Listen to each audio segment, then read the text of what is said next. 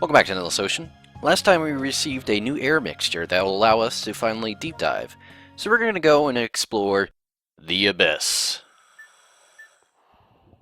And we are going to be diving without Skippy this time, because while diving alone is probably more dangerous, danger can be fun. We're exploring the unknown, we're doing something we've never done before, so why not?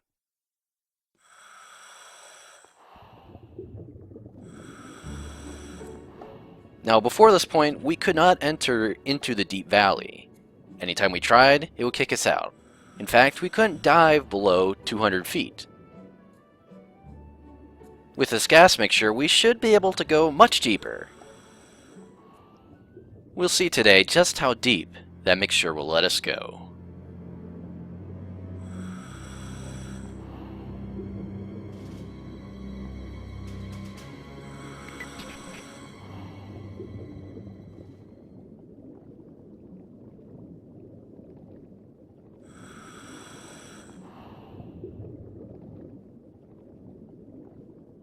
No turning back now.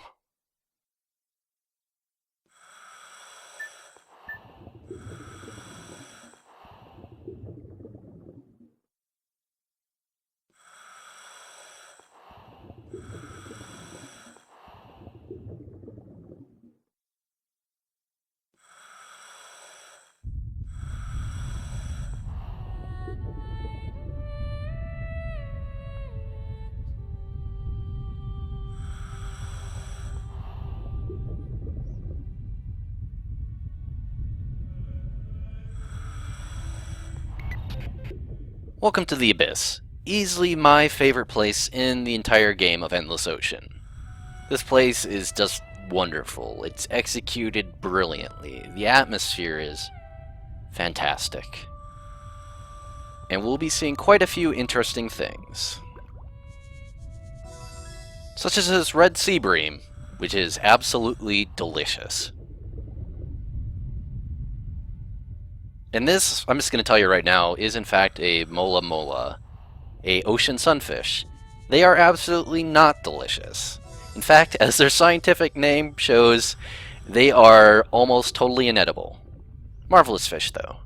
They're actually the heaviest known bony fish. Let's go a bit deeper and see what else we can find.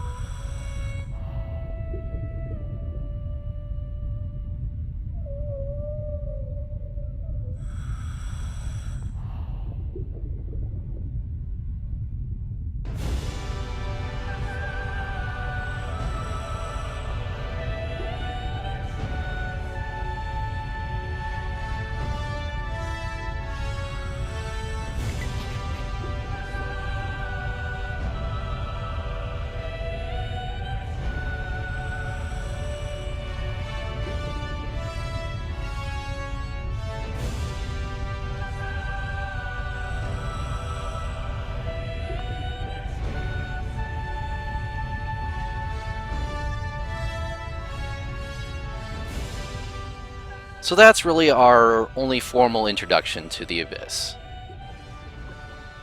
It's a big, deep crevice full of many deep-sea fish species, such as this long-nosed lancetfish. Lancetfish are actually found all across the world, but we know very little about them. There just hasn't been very many observations of them in the wild. They're believed to be ambush predators, as their musculature does not make them very good chasers. And this is a ribbonfish. In fact, it's a polka dot ribbonfish. They're related to the oppo that we saw quite a few videos ago. Maybe if we're lucky, we'll find their other cousin down here.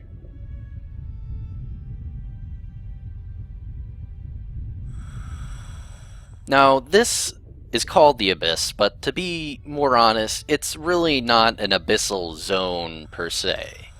We're not nearly deep enough, and it's not nearly dark enough. The game is kind of just hand-waving it, so we can find some fish primarily found in places much deeper than you could ever dive. As you saw, we're only 366 feet deep. The abyssopelagic zone is 13,000 feet deep, minimum. So we're more within the epipelagic zone still, though we will be pushing the edge, moving a bit more into the mesopelagic zone. Right here we have a pelican eel, which are closely related to gulper eels, which are sort of related to normal eels. They're not quite considered true eels, but...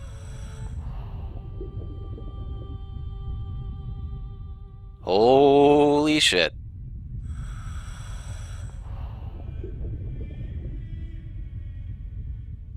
That is most definitely a giant squid.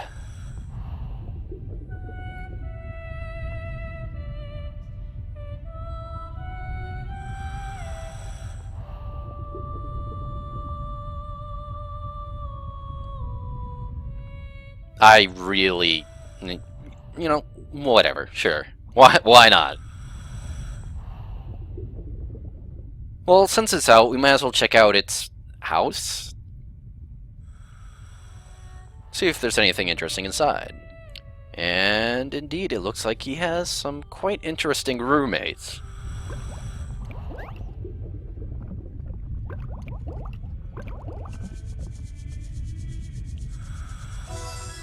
Vampiroteuthis infernalis, the vampire squid. Now, believe it or not, these are perhaps much more interesting than the giant squid that just went outside. I'm going to tell you a little bit about that.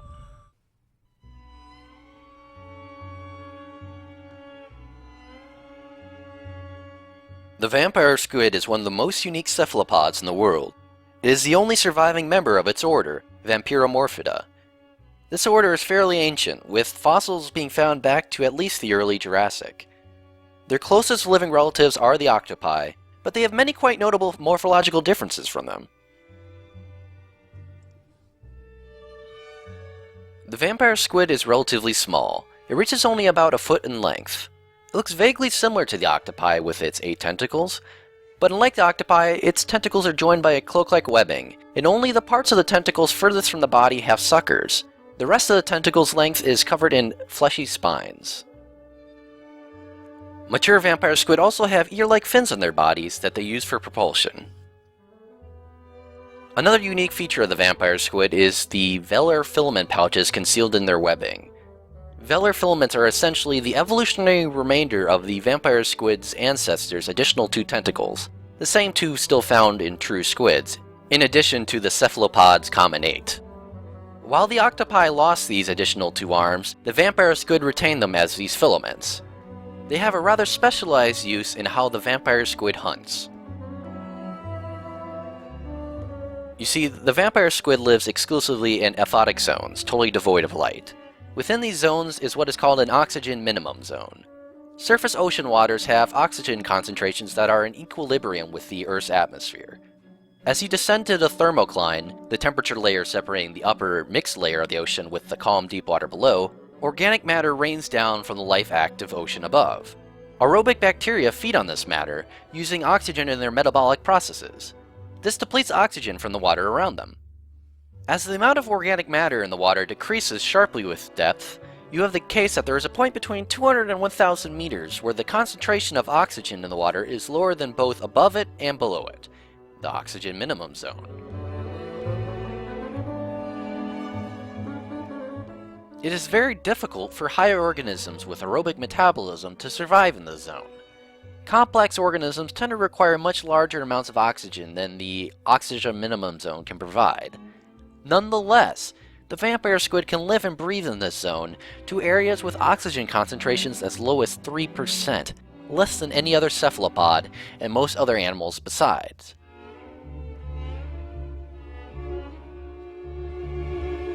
The vampire squid accomplishes this perhaps predominantly by their very low metabolic rate, the lowest of all deep-sea cephalopods, in fact. Their blood transports oxygen more efficiently than in other cephalopods, and they have gills with especially large surface areas. They also require less oxygen thanks to their very weak musculature. They can still move fairly agile though, thanks to a very complex system of organs called statocysts, roughly analogous to your inner ear, as well as ammonium-rich gelatinous tissues that allow them to maintain balance in the seawater. The vampire squid hunts in and out of this zone using its velar filaments, extending them into the water around them as they drift. When the filaments come into contact with an entity, sending vibrations down the filaments, the vampire squid moves quickly towards the source to investigate, swimming at speeds roughly twice their body length per second. If it's their typical prey, shrimps, prawns, small jellyfishes, and other similarly sized organisms, the vampire squid will eat them with their beak. But what if they encounter a predator near the edge of the oxygen minimum zone, or perhaps a mammal that ventures into the aphotic zone to hunt, as whales and sea lions often do? The vampire squid can't really run away, and their hunting method prevents them from schooling for protection, and like octopi, they no longer possess ink glands. No, how they survive encounters with predators is as unique as you'd expect from such a strange creature. In the shallower end of the vampire squid's vertical range, predators with hypersensitive eyes can see the rough silhouettes of the animals when looking up towards the sky. The vampire squid combats this typical hunting method by counter-illumination. The vampire squid generates a bluish light via bioluminescence, which diffuses its silhouette, giving it a cloak of darkness. When they are spotted, though, and are being directly threatened, the vampire squid can react in a few different ways. For one, they can modulate their body's light, producing phorophores to generate hypnotic patterns that hide the nature of the squid as well as its size. Another method is to take the pineapple posture. The vampire squid inverts its caped arms over its body. Doing this makes it look larger and brings their fearsome-looking, though ultimately harmless, spines to bear. The vampire squid typically is covered in those light-generating photophores, but the inside of their cloak is not. This leaves only the photophores on the tips of their tentacles exposed, away from the vampire squid's head, directing attack away from the vampire squid's body. These tentacles can be regenerated, so losing these is not necessarily lethal to the squid. The vampire squids also have one last way they can protect themselves, though they typically only use it in extreme situations due to the high metabolic cost. When threatened, the vampire squid is capable of releasing a sticky cloud of bioluminescent mucus from the tips of their arms, filled with photophores generating blue light. These lights last for nearly 10 minutes, dazing and dazzling any would-be predators and allowing the vampire squid to vanish back into the darkness without the need for heavy exertion. They essentially ninja into the night.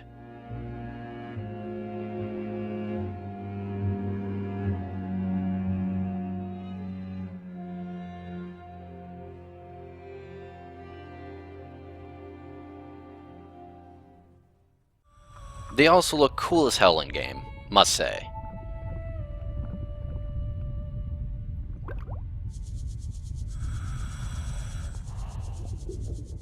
A firefly squid. Very cool. We'll be seeing a lot of those down here, primarily in these little zoom spots. They are quite bioluminescent, and in fact also have developed color vision so they can identify other animals' bioluminescence. We're going to be finding quite a few red coral pieces down here as well. The importance of them, well, we'll be seeing in another video. Let's see if we can find that giant squid. It's got to be around here somewhere. Can't have gone too far.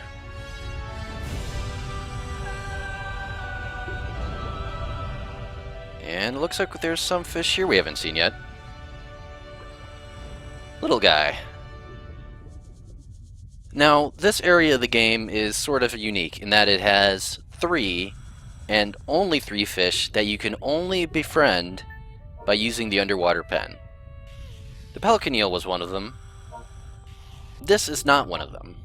I just merely did not pet him enough, and now I'm just drawing him a pretty picture. Unfortunately, my picture apparently is so offensively bad that he just swam away. And I have no idea where he is. He's probably around here somewhere. I think yes, I have thoroughly lost him. My colors were that bad. Oh well, I'm sure we'll be seeing him later. In the meantime, there is a fanfin right here. Fanfin are anglerfish, and are related to our friend the monkfish from earlier, though not too closely related. The in-game explanation about why you need to draw colors for certain fish is sort of that, well, they're deep-sea fish. They like bioluminescent things because they eat bioluminescent things, so getting their attention with colors, good way to get them to like you, I guess? Well, whatever. Fun fact about this fanfin, he is just a fanfin. There is no common name for him. He has a scientific name, but absolutely no common name. He is just a fanfin. One of 5. Where the hell did that fish go?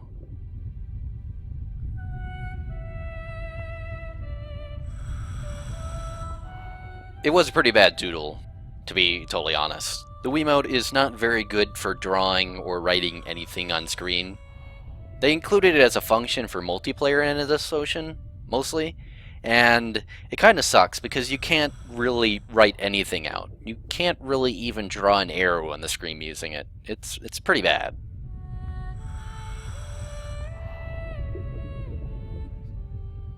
Now, whoa, there we are. This is the giant squid. Archoteuthis ducks.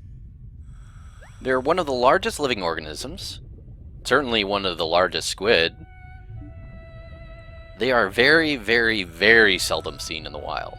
In fact, the first image of a live, mature giant squid was taken in January 2002. And even then, the first scientific pictures of it in its natural habitat was until September 30th, 2004. They weren't captured on video till 2006, so, you know. They're not actually the largest squid, though. That would be the colossal squid, which gets about 2 meters bigger, totaling at 16 meters for females. And here's a thing you wouldn't expect to see about 20 feet away from a giant squid, but hey, why not?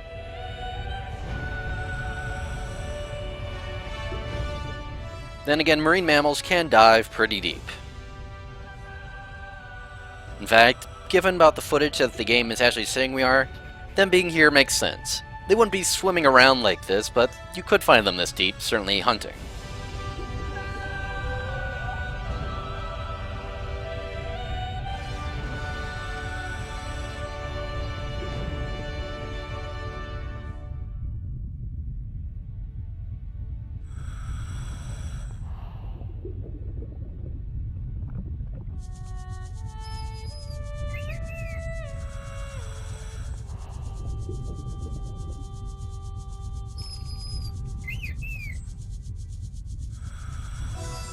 Risso's dolphin, Grampus griseus, aka the Gray Grampus, and whoa, that's a big-ass shark.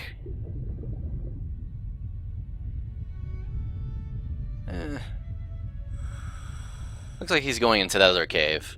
For now, we're gonna stick with the cave that we've got. We can just go across the way and check him out later.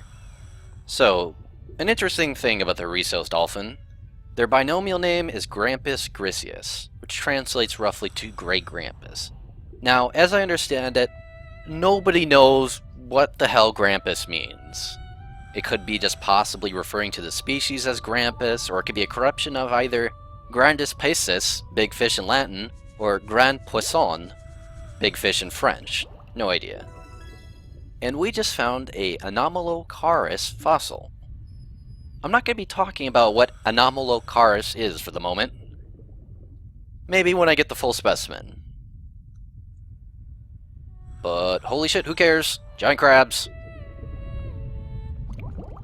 Gonna touch them giant crabs. Yes, the Japanese spider crab.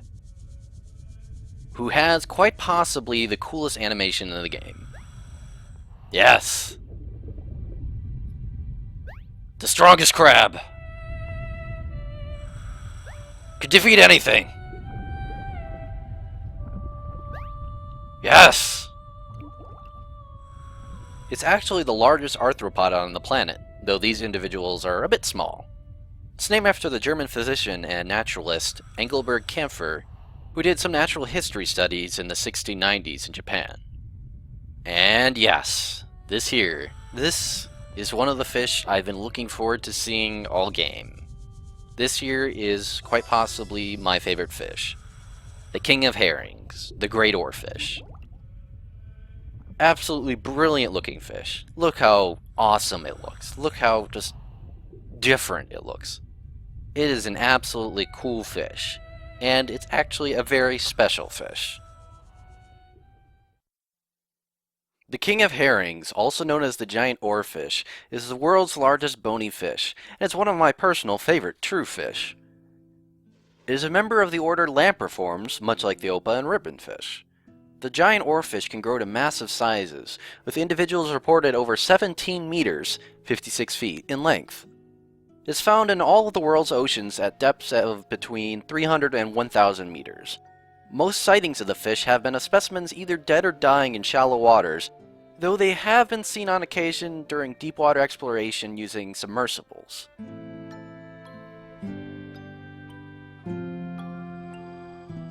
The king of herrings is not a true herring, nor is it actually related to them. This common name arises from them sometimes being spotted in the North Atlantic near shoals of herring. Fishermen thought that the giant oarfish was guiding the herring, hence the name. The origin of the common name of the oarfish is no longer exactly known. The name could be describing the elongated body of the oarfish, or perhaps the once common thought, though ultimately false, belief that the oarfish rode themselves through the water using their pelvic fins. Our knowledge of oarfish behavior and ecology in general is very limited.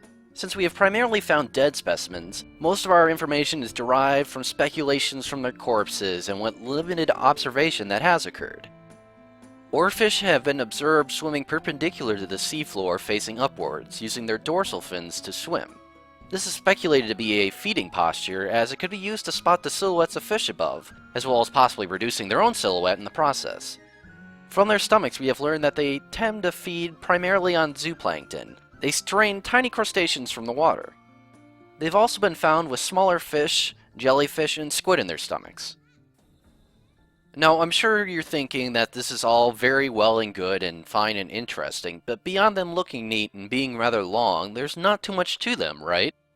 Well, sometimes the most interesting things about fish aren't their place in the ecosystem, and rather their place in their effects on human culture. And the oarfish has quite a history in that regard.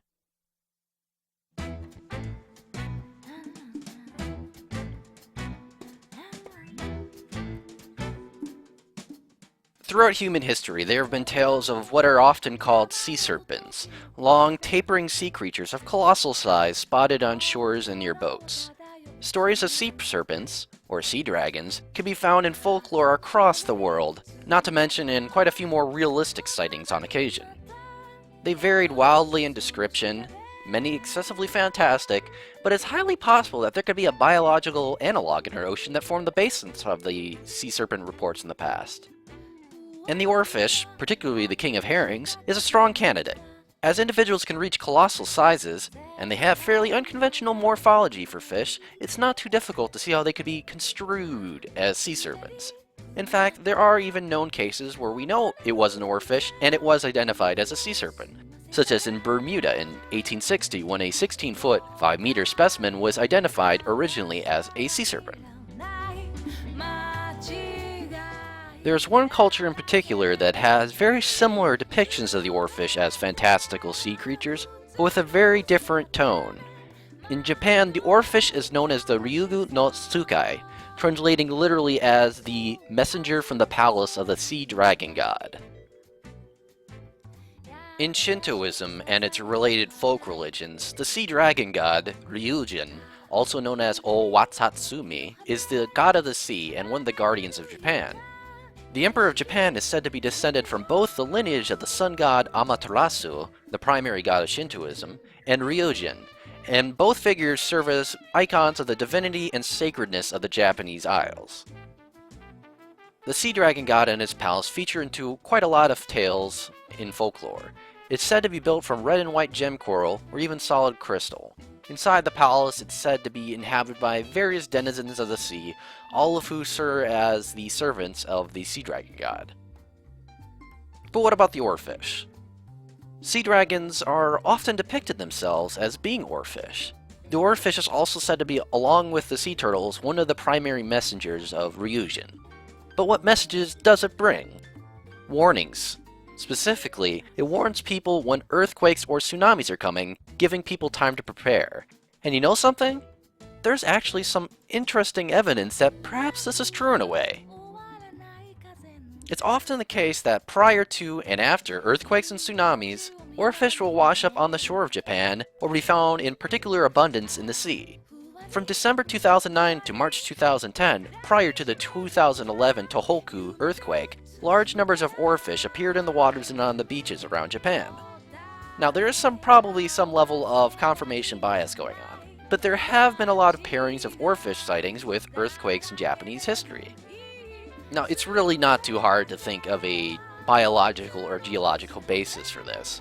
Increased geological activity resulting in oarfish dying or rising upwards more. Some pairing where the increased amounts of certain chemicals in the water result in oarfish breeding seasons, which result in increased fatalities and competition and abundance of fries and so forth. And that's all very possible and very much more real likely. But you have to admit, it's still pretty cool just to imagine that oarfish are just coming to Japan and just going, Go, you motherfuckers! Why aren't you moving? Shit, there's a fucking earthquake's coming! God damn it! Motherfuckers, go! Just go! God, shit! or something like that.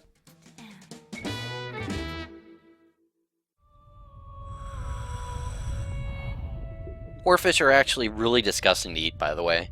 They have a consistency that's just awful. It's like a jelly. It's fish jelly in natural form. Nobody wants to eat it. Still a game fish, though, oddly enough. Not sure what's up with that. And I do believe this is the cave we saw that large shark enter earlier.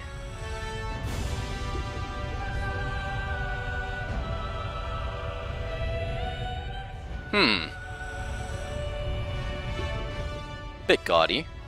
Why not, though?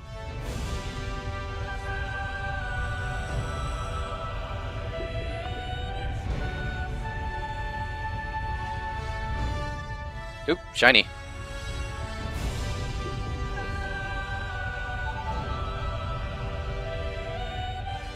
Another Anomalocaris fossil, looks like. Well, I suppose nobody's gonna mind if we just go and take it.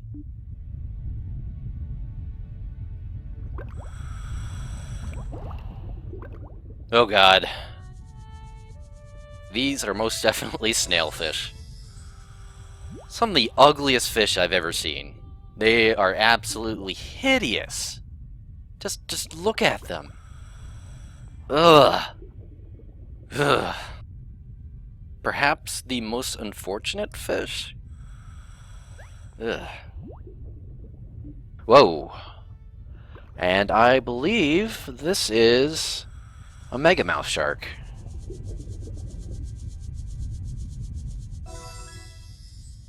We don't really know much about megamouth sharks. They use their large mouths to filter feed for plankton, but beyond that, we really know very little about them. Well, I can tell you about us. I what? like fossils. I got one. You want to see my fossil? No, I think that's okay. No. It's a nice fossil. I'm really sure it is, but I kind of need to get going. Are you sure? Yeah, I think so. I think I'm gonna go. Legs. No.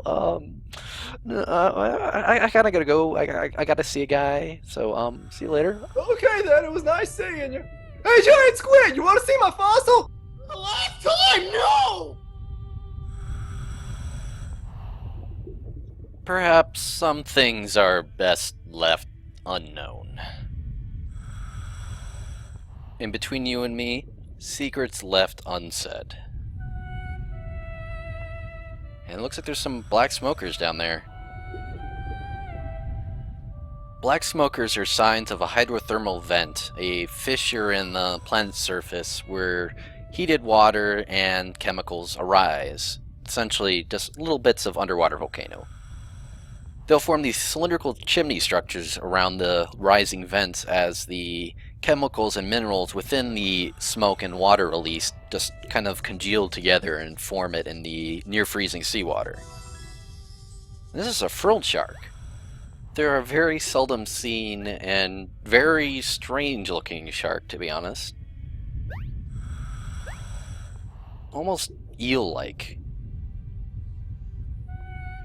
And that's a cool-looking fossil. Looks very much like a mosasaur skull to me. Not quite sure. Could possibly be a large plesiosaur or one of its relatives, or even an early toothed whale, but that looks definitely mosasaur to me. Not positive, though.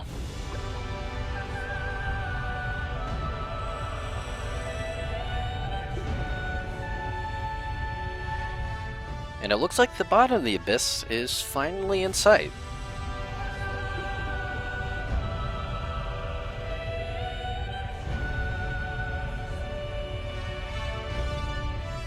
Black smokers and a whale's fall.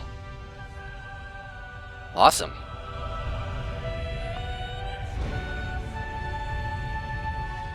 Now when a whale dies, sometimes it'll stay in shallow water and it'll just float there. But on occasion, it will die in much deeper water and the body will sink to the ocean floor.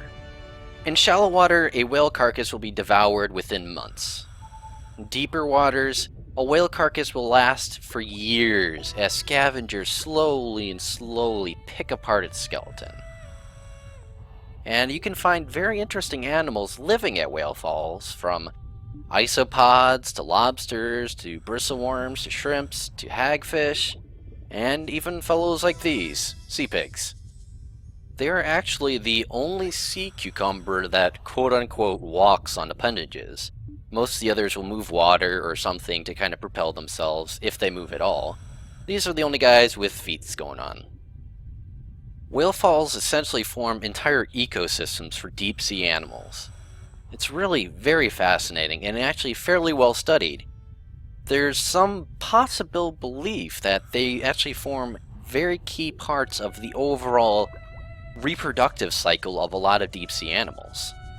It's estimated that the average spacing between whale falls is roughly around 12 kilometers or 7.5 miles. That is not a very mahi-mahi fish. I don't think that binomial name is extremely accurate, by any means.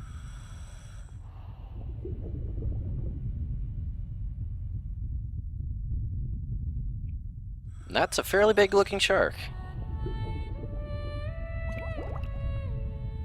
Hello there, feller. Whoa.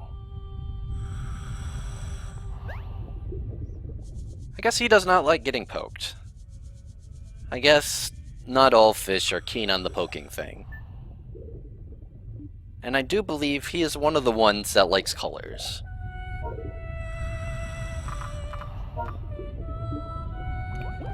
And there seems to be another one right here. Now these are actually one of the hardest fish in the game to befriend.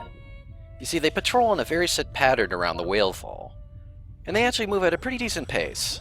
So if you try following them and coloring in front of them, there's a pretty good chance they're just going to move in front of your colors and just keep on swimming without even looking at them.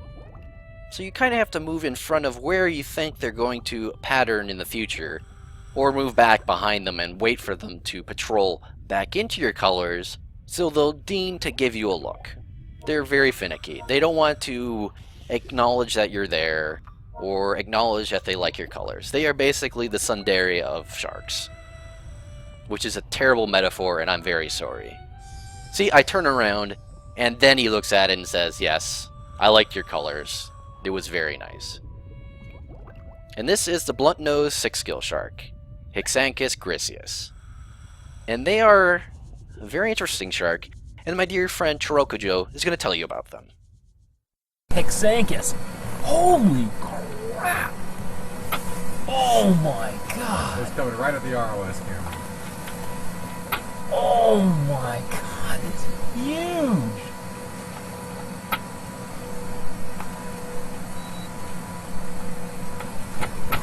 That's what we saw is the There goes the bait. It was the lasers bouncing Lasers off on of his him. body. Yeah.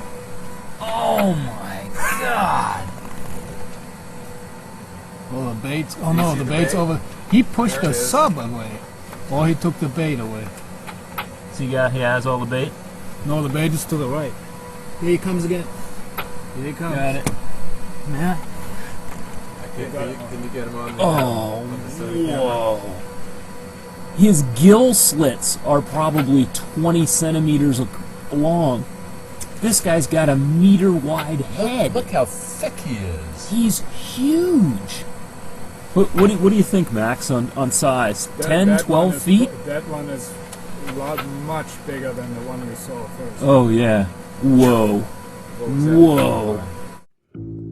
Hexanchus is a genus comprising two sharks, the blunt-nosed six-gill shark and the big-eyed six-gill shark, hereafter called the quiet six-gill shark. You may be wondering why they're called six-gill sharks. Of course, you may also not be, because it's painfully obvious. While not terribly uncommon in shallow waters, Hexanchus both normally live greater than 90 meters down. Pretty neat, not that special, until we found one swimming around being awfully six-gilly at 1,875 meters. That's really deep. That's like 6,000 feet plus deep, so right there. They're large sharks, the blunt nose growing more than 18 feet in length. They're not picky eaters either. They'll test whatever they find for food. Hagfish, salmon, dead things, electrical cable. Hexanchus don't care.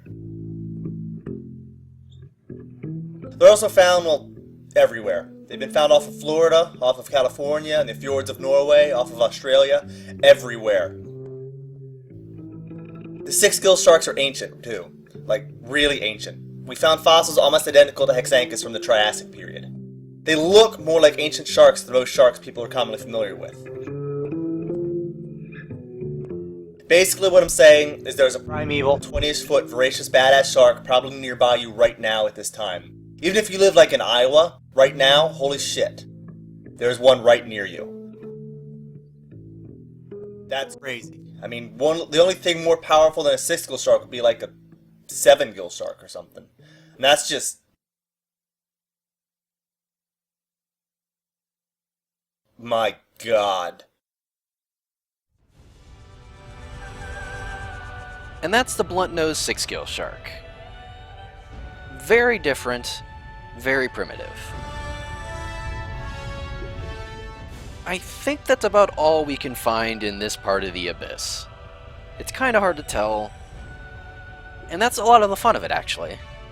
You see, the abyss is very, very dark. It's very mysterious. It's very varied, really. Different things appear during the day and during the night. Things change. New things can be found. There's some randomness to the appearances, of course, as well. So, not gonna get his attention at all. So there's a lot of very different things. So every time you come down here, it's really just fun to explore and see what crazy things you can find this time. What am I gonna find? Am I gonna find the oarfish? Am I gonna find a giant squid? Am I gonna see something cool? Am I gonna see something just utterly new that I've never seen before? And being functionally blind down here really creates that entire experience. It's not the most realistic part of the game, by any stretch of the definition of the word realistic. But by atmosphere alone, this lovely track by Haley Westenra, the overall atmosphere of it, you can breathe it in as much as you can underwater. It's just amazing. You can't see anything, and that's brilliant. You admittedly are given a map, but it's not a very good one. It's absolutely just utterly useless. It shows you that there's caves. Doesn't show you what depth they're in, it just shows their relative location in the chasm, and it's useless. And that's great. I love that. Wouldn't have anything else down here.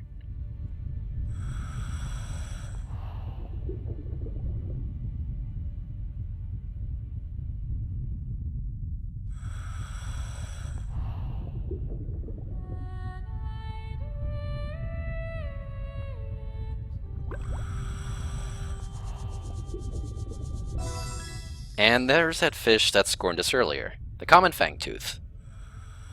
Didn't need color at all. I was entirely wasting my time. What do you know? They are the fish with the largest teeth proportional to their body size in the ocean. Which is comically absurd looking at them, but they do their thing. They developed it for their own reasons. I'm not one to judge, I suppose.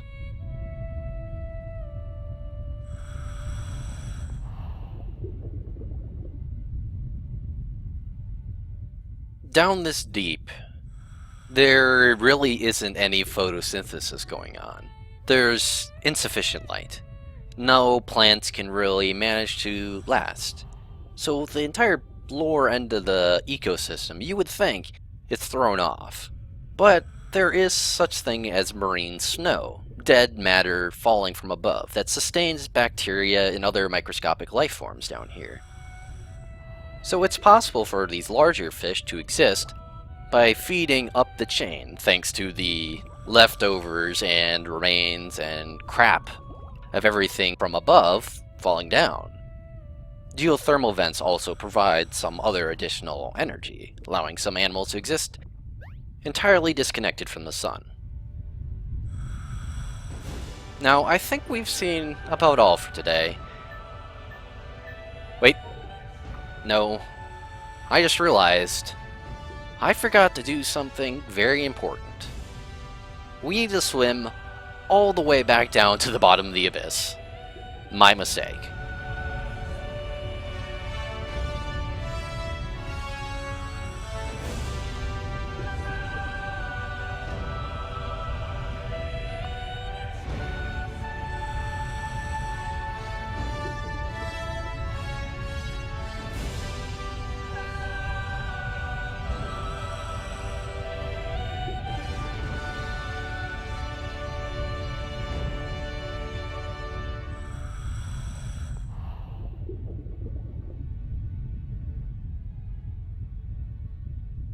Okay. So there's a big thing down here that I forgot to take a look at. Kind of stupid of me, but I was caught up in the Hexanchus moment. Because of course, the whale fall is not the only thing down here. Not at all.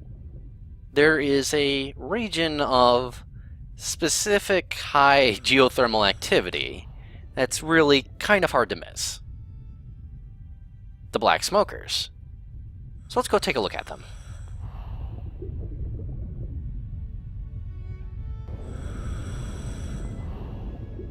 Whoa! Yeah, we can't swim through here. We're gonna have to come back here later. But we did pretty good this dive. We touched a lot of fish. We saw a lot of cool things. We found some coral. We even found a fossil. My fossil! No!